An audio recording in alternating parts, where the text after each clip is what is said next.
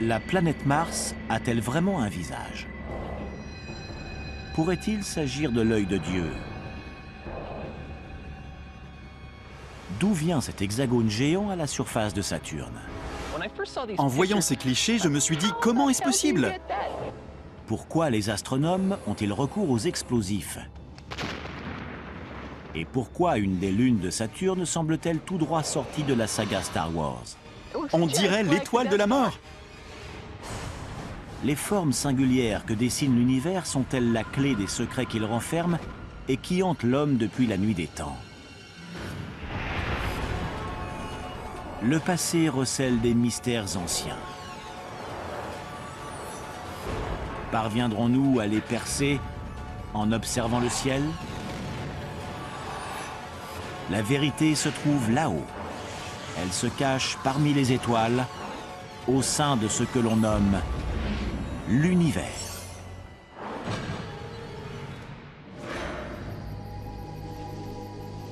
Parmi toutes les merveilles dont regorge notre ciel, aucune n'a jamais fasciné l'homme autant que la Lune. Comment expliquer la présence de ce visage énigmatique sur sa surface? S'agit-il d'un esprit magique ou d'un dieu céleste? Certains croient à une représentation de Caïn, fils d'Adam et Ève, condamné à tourner éternellement autour de la terre pour le meurtre de son frère Abel. D'autres l'interprètent différemment. Pour nous, le visage de la Lune est humain. Mais d'autres cultures y voient d'autres formes, d'autres visages. En Asie de l'Est, par exemple, on pensait qu'un lapin habitait à sa surface et que c'était sa silhouette qui y était dessinée. D'où vient la forme mystérieuse de cette anomalie? La science peut-elle l'expliquer? Les zones sombres sont d'anciennes coulées de lave sans relief notable.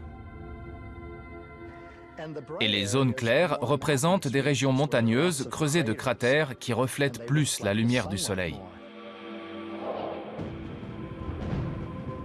Les anciens pouvaient-ils comprendre les autres imperfections marquant la sphère céleste? L'éclat soudain d'une étoile? Le passage furtif d'une comète? L'invention du télescope il y a 400 ans ne fit qu'épaissir le mystère, en révélant à l'œil de nouvelles curiosités. Lorsqu'on scrute l'univers, on observe des irrégularités sur les étoiles et autres objets célestes. On cherche alors à analyser en profondeur leurs propriétés physiques, car plus on obtient de détails, plus on en apprend sur la forme de ces objets, et plus nos hypothèses quant à leur origine seront exactes. La forme de ces irrégularités a suscité de nombreux débats, parfois houleux et souvent spectaculaires.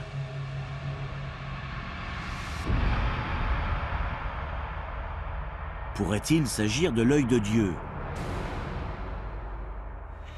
Utilisant différentes longueurs d'onde, les télescopes nous offrent des clichés remarquablement divers de ce phénomène envoûtant, situé à environ 700 années-lumière de notre Terre.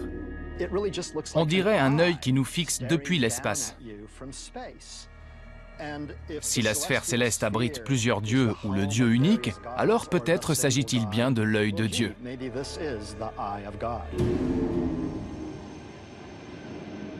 Nos ancêtres s'interrogeaient sur l'énigme des étoiles. De quoi étaient-elles composées? À quoi servaient-elles? À l'époque, on pensait que tous ces objets célestes brillants, les étoiles, les planètes, étaient immuables, éternels. Ce phénomène atypique, ressemblant à un œil, prouve justement que les étoiles ne sont pas immortelles. Comme pour l'homme, leur durée de vie est limitée. Il s'agit d'une étoile à l'agonie qui expulse son atmosphère dans l'espace. Seul reste son noyau, qui émet un rayonnement illuminant les gaz expulsés, un peu comme un tube fluorescent. À sa découverte en 1824, l'œil de Dieu n'était qu'un disque flou, semblable à l'apparence d'une planète. Les astronomes appelaient ce phénomène nébuleuse planétaire. Nos astrophysiciens l'ont baptisée la nébuleuse de l'hélice. Les astronomes pensaient qu'elle avait une forme hélicoïdale dont on ne voyait que la base, d'où son apparence. Récemment, l'objet mystérieux a révélé une structure différente. De nouvelles images nous ont montré que la nébuleuse de l'hélice se présente comme deux anneaux entrelacés. Survoler l'œil de Dieu nous permettrait donc d'observer un scénario tout à fait différent.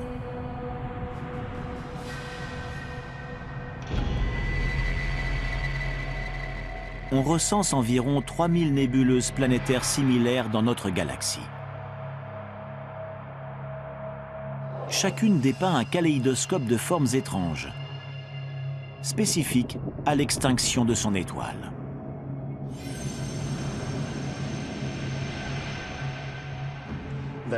Il y a la nébuleuse de l'œil de chat, la nébuleuse de la tranche de citron, la nébuleuse du hibou.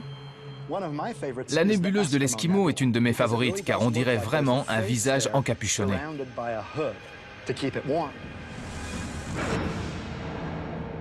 Ces formes surprenantes sont aussi révélatrices de la brutalité de la mort des étoiles, qui se manifeste par une explosion. À 7000 années-lumière, il est possible d'observer les conséquences d'une déflagration de ce type. Les rayons X nous ont permis de discerner la structure de ce rémanent. Ses yeux effrayants et son sourire rappellent un peu une citrouille d'Halloween. Véritable vestige du passé, il renferme un mystère vieux de plus de 1000 ans. En l'an 1006, une étoile s'est mise à briller. Cela a continué pendant des mois. Elle était encore plus brillante que Vénus, et on la voyait même en plein jour. Qu'est-ce que cela pouvait être? Nous savons aujourd'hui que cet objet céleste correspond au reste de l'explosion d'une étoile en supernova. Le rémanent de supernova le plus célèbre est celui de la nébuleuse du Crabe, dont la forme évoque la carapace de l'animal. Une autre se nomme la main de Dieu, dont les gaz incandescents dessinent les longs doigts.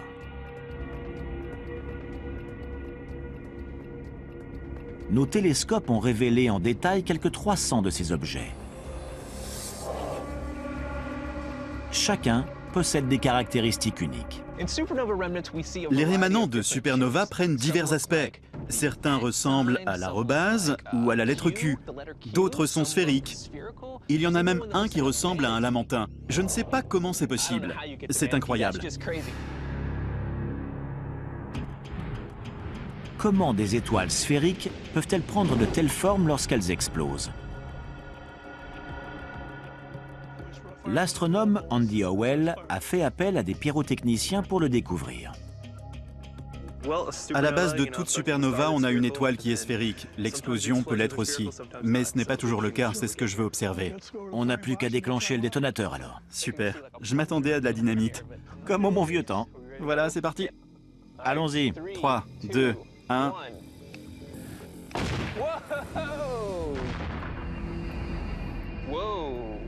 Ça en jette. Si on revient en arrière, on constate que l'explosion n'est pas tout à fait sphérique. Lorsque celle-ci est décentrée, on observe la même chose chez certaines étoiles. Là, ce panache de matière affecte la symétrie sphérique de l'explosion. Il en va de même pour les rémanents de supernova. Certains jets se distinguent du reste. Ici, ce n'est pas une supernova, mais ce qui se passe est assez analogue. Comme le reflètent les anomalies des nébuleuses, certaines explosions stellaires semblent dénoter un conflit intérieur. Comment un astre sphérique peut-il éclater dans deux directions opposées? On essaie de comprendre pourquoi la forme de certains rémanents est bipartie. Pourquoi l'explosion projette-t-elle de la matière dans différentes directions? Une étoile mourante peut être entourée d'une ceinture de débris. Sur Terre, une barrière de métal placée entre deux charges explosives peut produire le même effet.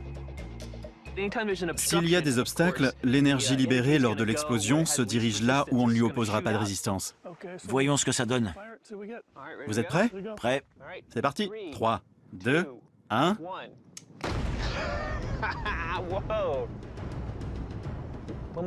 L'explosion autour de la barrière génère deux superbes lobes opposés. C'est un phénomène fréquent en astrophysique. Lorsqu'un anneau ou un disque de débris viennent bloquer l'explosion, la matière expulsée se disperse dans deux directions distinctes. Parmi toutes les nébuleuses bipolaires, il en est une qui attire tout particulièrement notre attention. Ce double nuage de gaz incandescent cacherait une étoile géante qui se serait transformée en hypernova. Qu'a-t-elle de si particulier ? Et pourquoi la croit-on capable de décimer des millions d'espèces sur Terre? Non loin de la constellation de la Croix du Sud, l'une des singularités du cosmos se démarque des autres. Nos ancêtres ont été troublés par la découverte d'une mystérieuse et ancienne étoile du nom d'Eta Carinae. Cet astre est longtemps resté invisible. Mais au milieu du 19e siècle, il est devenu la deuxième étoile la plus brillante du ciel. Un siècle plus tard, le mystère autour de l'étrange objet s'épaissit.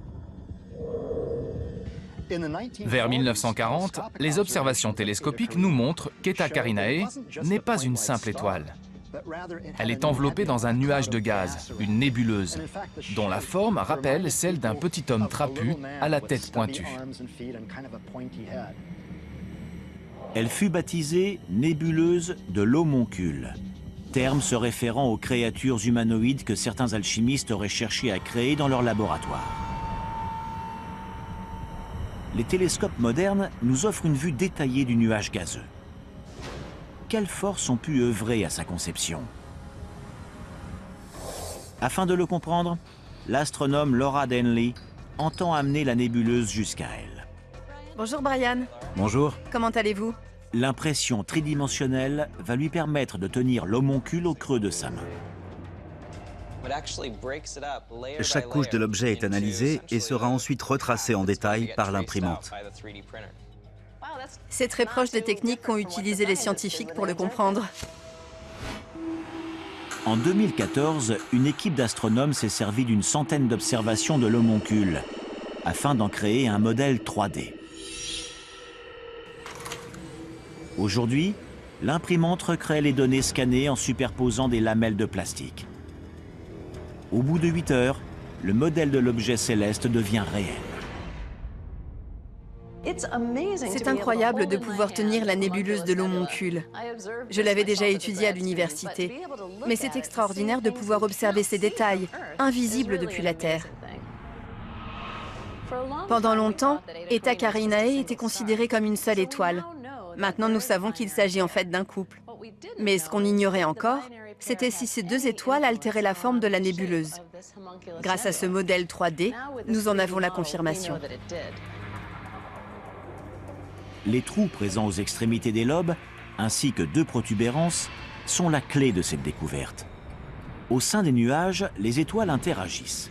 La plus petite fait environ 30 fois la masse du Soleil, la plus grosse 90. Toutes deux subissent des éjections de gaz appelées vents stellaires. La plus petite creuse un tunnel à travers le vent de sa compagne, laissant ainsi une empreinte dans la nébuleuse. Mais l'histoire d'Eta Carinae ne s'arrête pas là. Un jour, l'étoile binaire devrait terminer sa vie dans une explosion. Et lorsque le couple éclatera, il se heurtera au gaz de ces vents stellaires.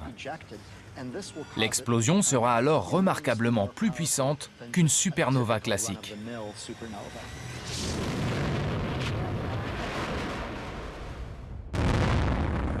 Certains croient qu'elle produira des sursauts gamma et que les radiations engendrées pourraient mettre fin à la vie sur Terre. La plupart des astronomes pensent qu'elle est bien trop éloignée pour que les rayons nous atteignent, et que pour le moment, nous ne craignons rien. Le cosmos foisonne de formes humanoïdes, telles que l'homoncule. L'univers chercherait-il à attirer notre attention? Lorsque la nature dessine ces formes saisissantes, nous les associons à des éléments qui nous sont familiers. Un papillon, un visage, un œil. Ce phénomène s'appelle la pareidolie. Elle permet à notre cerveau de reconnaître les choses qui méritent notre intérêt en tant qu'hommes. Nous identifions majoritairement des visages. Comme nos ancêtres, nous voyons celui de la Lune. Le Soleil a récemment montré le sien. Et si l'on observe de près Dionée, la lune de Saturne, elle aussi en possède un. Mais au royaume des curiosités, c'est Saturne elle-même qui est reine. On dit que la beauté est relative, mais peu de gens sont insensibles à celle de Saturne. Autrefois, cette planète était envisagée comme une sphère. Mais lorsqu'en 1610 Galilée l'observe dans sa lunette, l'image floue pose une nouvelle énigme cosmique. Lorsqu'il l'examine, il a une lunette très basique, en plus d'avoir une mauvaise vue. Il voit ce qui lui apparaît comme un corps planétaire doté de 2 lobes de part et d'autre. Dans son carnet, il dessine alors une planète qui a 2 oreilles, chacune entourée d'un grand arc. Tout comme la Terre, Saturne tourne autour du Soleil. Mais son apparence semble changeante. Au temps des premiers télescopes, c'est un véritable mystère. À l'époque, cela représentait une difficulté supplémentaire de voir la position de ce corps flou varier. En réalité, lorsqu'on regarde ces anneaux, on remarque que c'est leur inclinaison qui change. S'ils nous présentent leur tranche, par exemple, ils deviennent presque invisibles. Alors on peut comprendre que ces changements aient soulevé beaucoup de questions. La découverte des anneaux de Saturne a permis d'éclaircir le problème. Non sans l'esprit novateur des astronomes du XVIIe siècle. C'était révolutionnaire. Personne n'avait jamais pensé ainsi ni observé un tel phénomène. On avait connaissance de planètes sphériques, mais imaginer qu'elles pouvaient posséder des anneaux était une grande nouveauté. Mais ces anneaux ne sont pas seuls à lui tourner autour. La planète est encerclée d'une multitude d'objets étranges. Parmi eux, on compte 62 lunes. Mimas est ma préférée. Elle me fait penser à Star Wars. On dirait l'étoile de la mort. Dans la saga, Obi-Wan dit « Ceci n'est pas une lune, c'est une station spatiale ».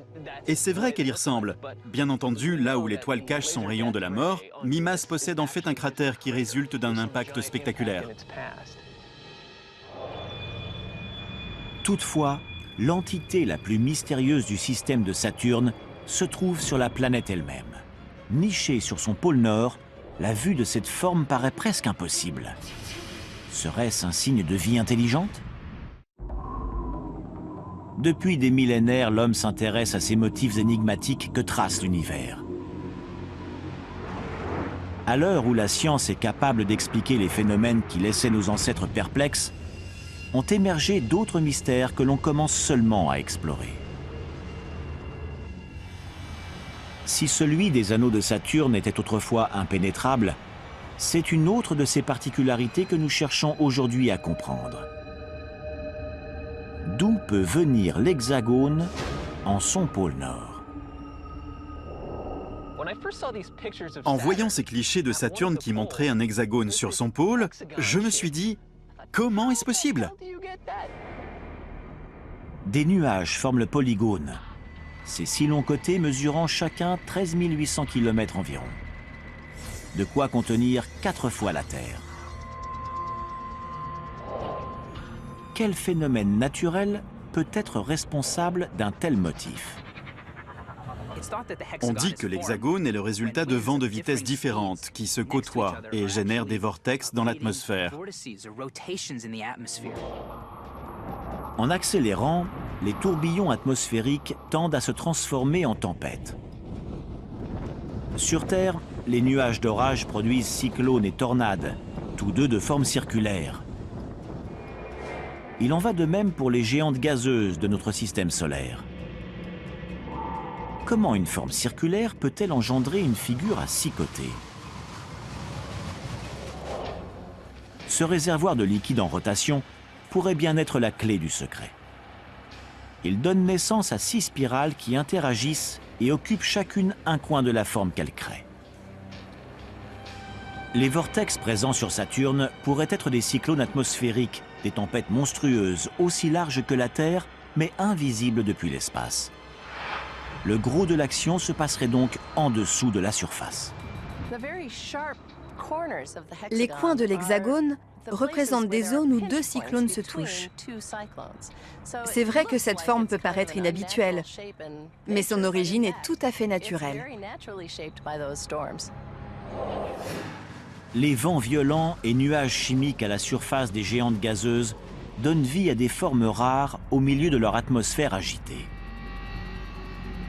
Mais sur les planètes rocheuses de notre système, d'autres forces sont à l'œuvre.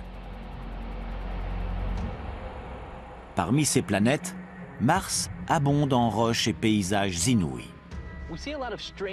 On a vu beaucoup de formes étranges sur cette planète. Avec tous nos robots et sondes, on a pu en explorer une grande partie et on peut encore s'attendre à bien des surprises.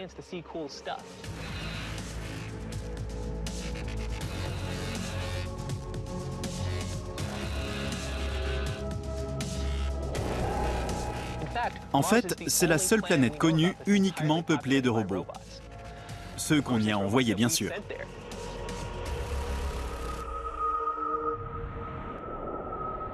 Les premiers mystères de Mars remontent à l'Antiquité.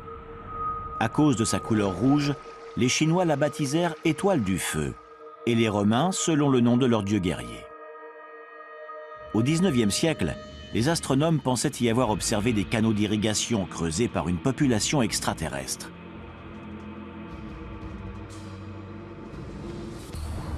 La rumeur de l'existence d'une telle civilisation martienne n'a été démentie que très récemment, lorsque des sondes spatiales ont fait la lumière sur la vérité. Les robots qui observent encore Mars aujourd'hui nous ont appris qu'elle est loin d'être une planète verdoyante peuplée de petits hommes verts. Sur les clichés, on voit qu'elle n'abrite que des formes énigmatiques. Depuis l'espace ou à sa surface, on voit des visages souriants dans ces cratères, son célèbre visage, d'autres cratères en forme d'empreintes ou de cœur. Certaines de ces pierres font penser à des rongeurs, des grenouilles, des myrtilles, des os, des feux de circulation, à tout un tas de choses familières. Chaque jour, des photos de Mars sont publiées sur Internet et font l'objet d'études d'amateurs qui y repèrent des objets cachés. Ces formes sont-elles le signe d'une vie intelligente, comme ces amateurs semblent le croire? Ou la nature nous joue-t-elle des tours? Il y a des millions de pierres disposées de manière très variée sur cette planète. Sur un tel terrain chaotique et accidenté, n'importe quelle forme imaginable peut être observée.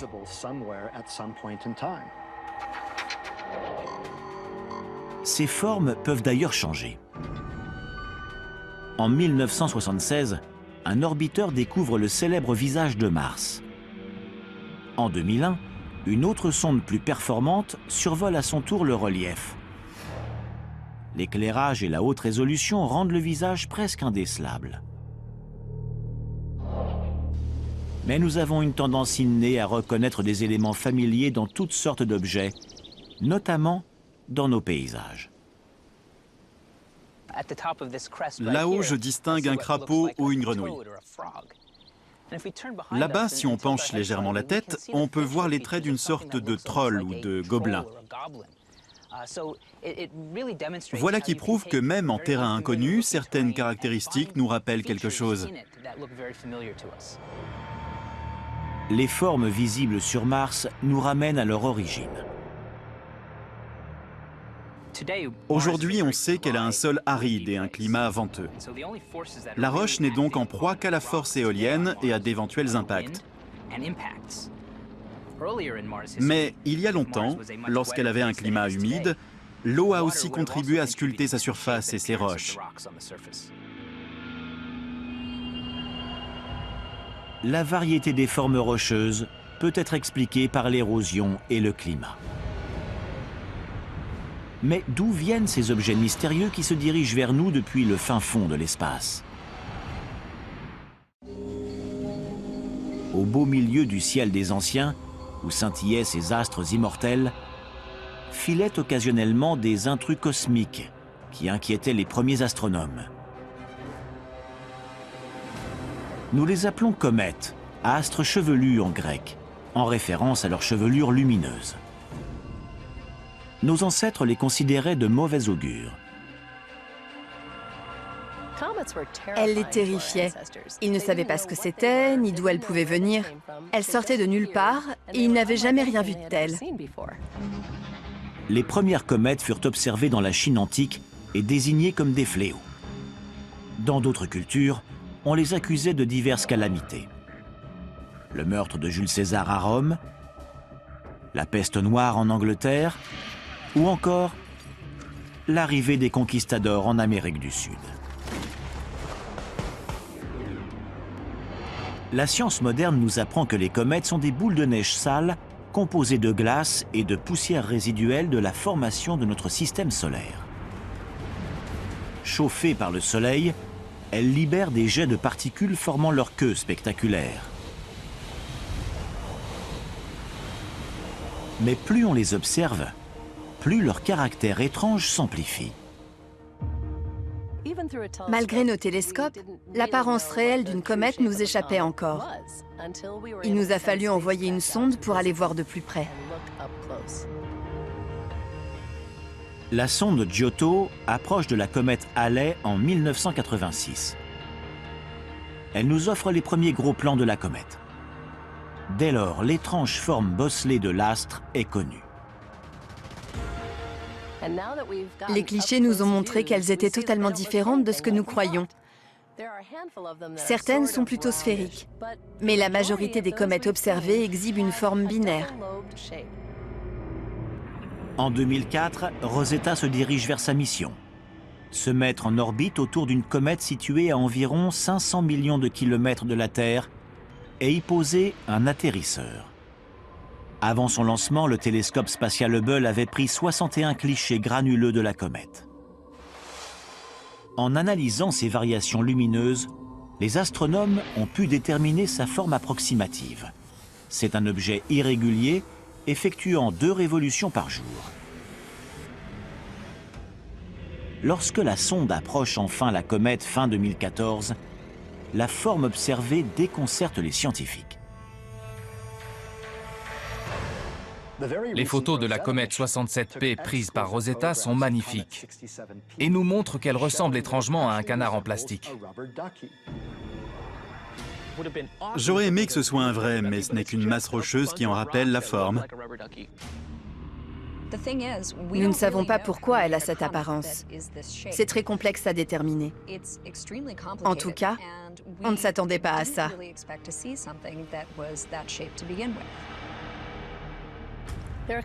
Il y a plusieurs explications quant à la forme binaire des comètes. L'une d'elles résulte de la rencontre de 2 astres à faible vitesse qui, au lieu de ricocher ou d'éclater, restent solidaires.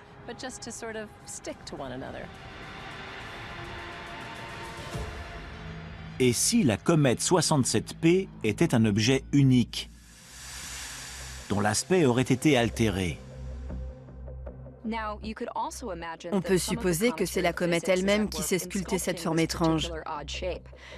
À mesure qu'elle se rapproche du centre de notre système solaire, elle chauffe et libère des jets de gaz. Ils sont comparables aux geysers présents sur notre planète.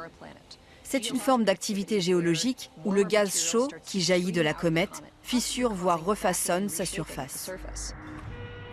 Les informations fournies par Rosetta peuvent-elles nous indiquer la bonne direction? Des observations récentes démontrent que les deux parties de 67P ont une composition très similaire. On peut donc penser que c'est une seule et même entité. Les jets de gaz proviennent majoritairement du cou du canard, l'endroit le plus étroit. Il pourrait donc l'avoir usé et former les deux lobes. Les comètes représentent les poids légers de l'espace proche. Les astéroïdes et les planètes naines sont leurs aînés. Ils sont plus lourds, plus denses et de bien des manières plus étranges. Quelle force modèle ces corps rebelles? Et pourquoi parmi eux, un X semble marquer un emplacement dans l'espace?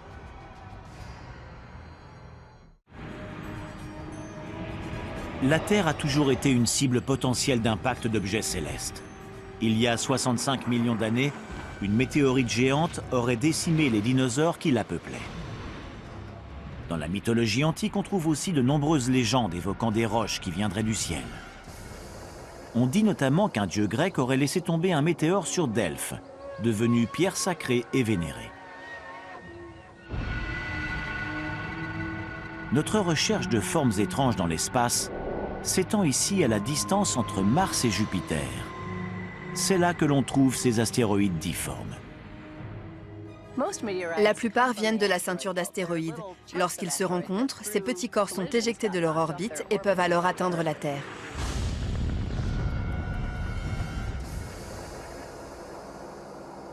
En 1492, un aérolithe de plus de 120 kg tombe à Ensisheim, en Autriche antérieure, dans une vive traînée de feu.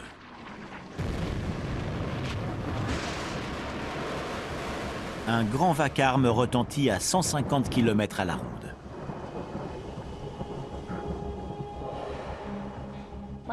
Les météorites, comme les comètes, étaient mal vus. Mais l'empereur Maximilien Ier voit dans cette pierre un signe divin de bon augure et décide de la faire suspendre par une chaîne dans le cœur de l'église paroissiale. Aujourd'hui, certains secrets que renferment ces astres demeurent. En 2010, une forme menaçante est repérée dans la ceinture d'astéroïdes. Comment expliquer la présence de ce X suivi d'une traînée de débris? Cet astéroïde est assez inhabituel. Il a une queue comme les comètes. Mais le gaz qui compose notamment la queue de ces dernières est ici remplacé par de la poussière.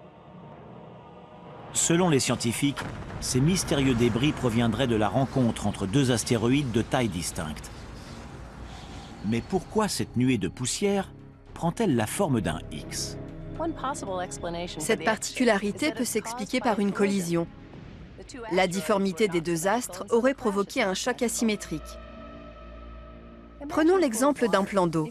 En y laissant tomber une goutte, on obtient des ondulations régulières et concentriques.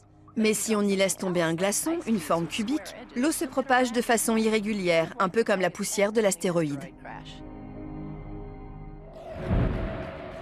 Ces impacts entre les divers phénomènes biscornus qui composent la ceinture d'astéroïdes en font un véritable spectacle astronomique.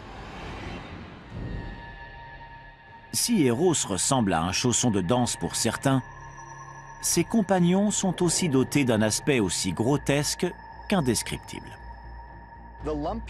Les irrégularités de ces objets sont aléatoires. Ils n'ont pas une forme bien spécifique. Notre système solaire foisonne d'anomalies. Pourquoi certains aérolithes et lunes sont-ils sphériques et d'autres si difformes? La forme ronde des plus gros objets de notre système solaire, dont certains astéroïdes, est due aux forces gravitationnelles qui les régissent. Les astres de plus de 650 km de diamètre sont généralement des globes. À cette taille, la force gravitationnelle est suffisamment importante pour comprimer la roche. Elle attire tout ce qui l'entoure vers son centre. La pression qu'on exerce sur la neige pour en faire une boule est similaire. Cérès, l'objet le plus massif de la ceinture d'astéroïdes, en est un exemple. En mars 2015, la sonde spatiale Dawn se met sur son orbite, révélant alors sa forme sphérique. Cette dernière, résultant de sa gravité, l'astre correspond à la définition de la planète naine. D'autres occurrences, comme Pluton, situé dans la région externe du système solaire, répondent aux mêmes critères. La forme ellipsoïdale de la planète naine Haumea est la seule exception de notre système. Elle se situe hors de l'orbite de Pluton. Sa rotation est si rapide que les forces centrifuges qui s'appliquent à elle l'étirent. Loin d'Haumea et de notre système solaire, au-delà de notre galaxie, la recherche des curiosités de l'espace s'étend jusqu'à ses confins. Parmi les étoiles de la constellation d'Andromède, les anciens décelèrent une tache diffuse. Mais ils étaient encore loin d'imaginer que cette découverte pourrait un jour permettre à l'humanité d'estimer la taille de l'univers.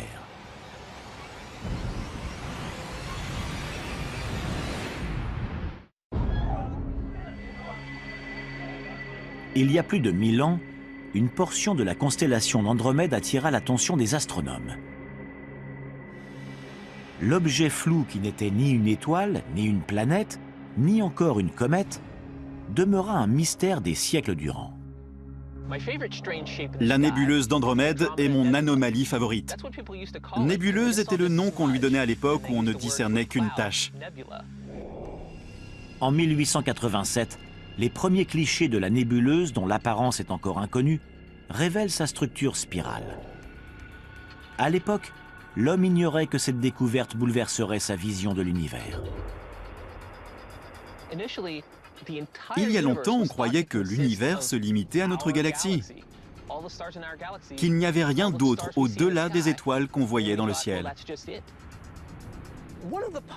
On ne savait pas ce qu'étaient ces prétendues nébuleuses.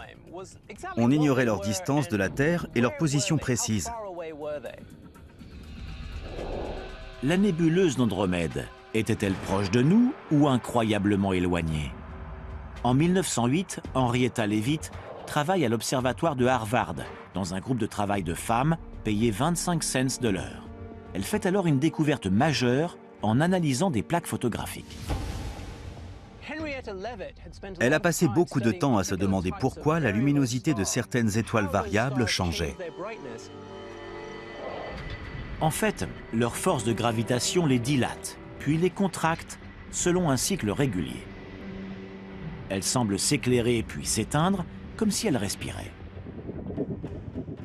Leavitt comprit que la luminosité de certains types d'étoiles variables dépend de leur période de rotation. Plus cette dernière est longue, plus l'étoile sera brillante. Deux étoiles variables qui suivent le même cycle ont une luminosité similaire. Si l'on éloigne l'une d'elles, sa luminosité paraît plus faible, certes, mais elle reste similaire à l'autre, car leur période de rotation est la même. On peut donc utiliser cette différence pour déterminer sa distance. Le célèbre astronome Edwin Hubble s'empare de l'affaire. Le 5 octobre 1923, en examinant la nébuleuse d'Andromède, il localise une étoile connue pour avoir changé l'univers. En calculant sa magnitude, il parvient à estimer sa distance, aujourd'hui déterminée à 2,5 millions d'années-lumière. Une distance si lointaine qu'une seule conclusion paraît possible. La nébuleuse d'Andromède est en fait une galaxie qui pullule d'étoiles et qui est bien plus grande que la nôtre. En réalité, le mystérieux nuage que voyaient là les anciens est loin d'être le seul. Les télescopes nous ont révélé l'existence de nombreuses galaxies. L'univers en abrite plusieurs milliards. Lorsqu'on a compris qu'Andromède se situe à l'extérieur de notre galaxie, cela a changé la place que nous croyons avoir dans l'univers. Cette étrange nébuleuse à l'origine inconnue était donc bel et bien la clé de tout un univers de galaxies. Aujourd'hui, les astronomes s'émerveillent face à la multitude de galaxies dans le cosmos. Lorsque deux d'entre elles se rencontrent, elles se voient déformées par leur interaction gravitationnelle. Certaines prennent un aspect singulier. La galaxie du Tétard, par exemple, tient son nom de sa longue queue. Les galaxies des souris en ont même 2. Ou encore celle des antennes, dont dépassent 2 excroissances. Nous vivons dans un univers chargé de galaxies, peuplé d'astéroïdes, de comètes et de nébuleuses étranges, débordant de planètes couvertes de roches énigmatiques. Le visage qu'ont découvert nos ancêtres sur la Lune et l'hexagone décelé par la science moderne sur Jupiter ne sont qu'une poignée des mystères que nous cache l'univers depuis la nuit des temps. La toile que tissent les galaxies entre elles est certainement la structure la plus impressionnante de l'univers. C'est son armature, son squelette. La dernière version de cette charpente cosmique est générée par le projet Illustris, la plus grande simulation informatique de l'univers. Tout comme le faisaient nos ancêtres grâce à leurs diagrammes et modèles, elle retrace l'ensemble de l'univers visible. Elle nous présente l'étendue et la structure du cosmos dans ses moindres détails. Cette vue d'ensemble comprend tout ce que l'on peut y voir. Dans un univers de curiosité, il se pourrait bien qu'elle soit la plus étonnante.